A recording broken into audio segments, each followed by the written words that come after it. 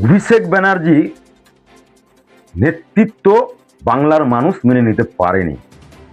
কারণ উনি MP MLA মন্ত্রীদের চাকর মনে করতেন।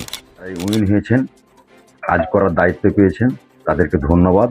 এবং আমাদের বাংলার যে কৃষ্টি কালচার অবশ্যই সেটার মাথায় রাখবেন। আর যেহেতু রাজ্য সভাপতি,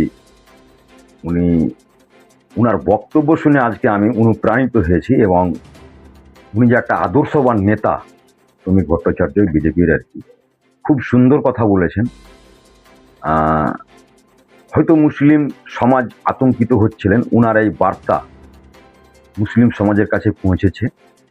মুসলিম সমাজে মানুষ একটু শান্তি বা একটু দুশ্চিন্তা থেকে মুক্ত হয়েছে আর কি। আশা রাখি বিজেপি দল উন্নয়নের পথে চলবে। আপনি বললেন ফারাক্কাতে টিকিট আমাকে দেওয়া হয়নি। আমি দিদির প্রতি, মমতা ব্যানার্জির প্রতি আস্থা ভরসা মানে বিশ্বাস আছে আর কি, শ্রদ্ধা জানাচ্ছি আর কি দিদির প্রতি। বাংলাতে অধ্যত্ত অহংকারের পথ অভিষেক ব্যানার্জি নেতৃত্ব বাংলার মানুষ মেনে নিতে পারেনি। কারণ উনি এমপি এমএলএ মন্ত্রীদের চাকর মনে করতেন, রাজা আর আমরা চাকর। কামাকি স্ট্রিটে দেখা করতে গিয়েছি, 2 ঘন্টা বসেছি ওর কর্মচারীর সঙ্গে দেখা করার জন্য। ওর সঙ্গে, চাঁদের সঙ্গে দেখা হবে, অভিশাপের সঙ্গে দেখা হবে না। এই অভিষেক ব্যানার্জির জন্যই তৃণমূল দলটা ধূলিসাৎ হলো। প্রথম ফেজের যখন ভোট হয় উত্তরবঙ্গ থেকে আর কি 152টা সিটে, তখন আমি বলেছিলাম 75 থেকে 80টা সিট বিজেপি পাবে। ভোট হয়নি তার আগেই বলেছিলাম 29শে এপ্রিল যে ভোটটা হলো আর কি, দ্বিতীয় ফেজে আর কি, তখন আমি বলেছিলাম কি বিজেপি 50 থেকে 60টা পাবে।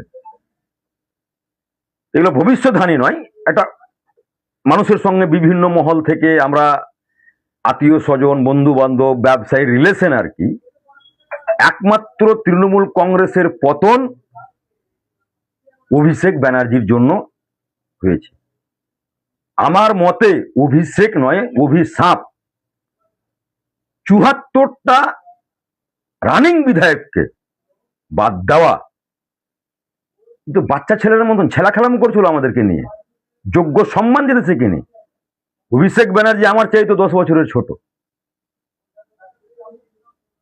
অধ্যত্ত অহংকারের পতন হয়েছে। এখনো যেটুকুন তৃণমূল আছে, অভিষেকের নেতৃত্বে তৃণমূল দল চলতে পারে না। অভিষেক ব্যানার্জিকে বাংলার মানুষ প্রত্যাখ্যান করেছে এবং অনেক এমএলএ এমপি এখনো তৃণমূলের, যদি বিজেপি দরজা খুলে দেয় শূন্য হয়ে যাবে। শূন্য হওয়ার কারণ অভিষেক ব্যানার্জি। অভিষেক ব্যানার্জির উচিত যেখানে যেখানে রানিং ক্যান্ডিডেট দেয়নি বা জিততে পারেনি, তাদের পা ধুয়ে ক্ষমা চাওয়া উচিত। এতটাই অধ্যত্ত অহংকার। উনি ভুলে গেছিলেন নিজের প্রত্যেক সম্পত্তি মনে করেছিলেন অভিষেক ব্যানার্জি।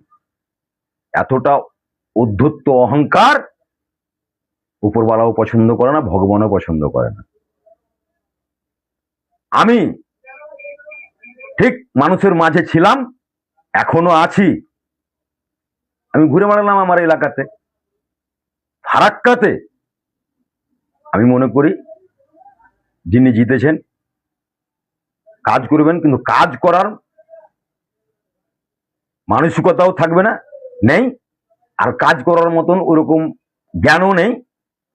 মাঠে ময়দানে লড়াই দিতে পারবে না। আজকেই অনেক জায়গাতে অনেক কিছু হয়েছে, তো উনি আজকে বিধায়ক হয়েছেন, উনাকে না ফোন করে আমাকে ফোন করছে।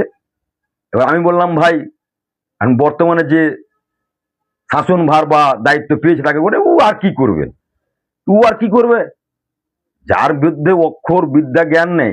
ফারাক্কাটা উন্নয়নের দিক থেকে পিছিয়ে গেল আর কি। আমি মনে করি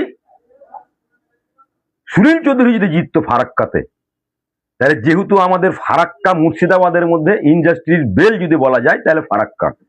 এখানে এনটিপিসির মতো সংস্থা আছে, ব্যারেজের মতো সংস্থা আছে, আম্বুজা সিমেন্ট আদানি কোম্পানির আছে, লকগেটের মতন সংস্থা আছে।